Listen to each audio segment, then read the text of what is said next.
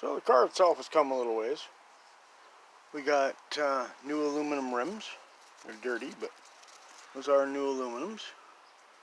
And I also went with spacers because I got that short ass rear end in there. So that stepped it out a little bit. That definitely helped. But one of the biggest changes to this baby is them shocks. I will say, what a difference them shocks made. They made a huge difference in this baby. Huge.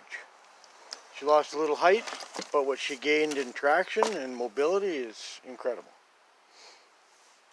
I also made a new battery box, cut up a slash, two-wheel drive slash, and stole the box out of it and put it in here. Also the pin for it. I like the pin for the hood because I had the hood magnetic, but you'd fall down a hill and it would fly open. So now I got that and I put a pin in there. Done. I also moved the electronics. I moved all them up and underneath.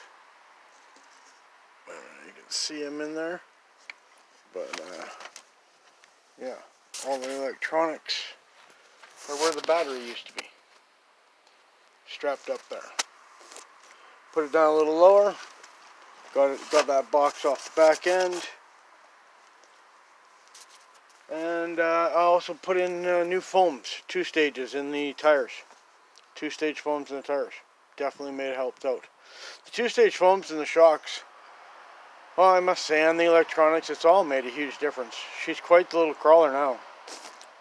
Compared to some of the original videos, you looked at it at the height it had and how easy it rolled over.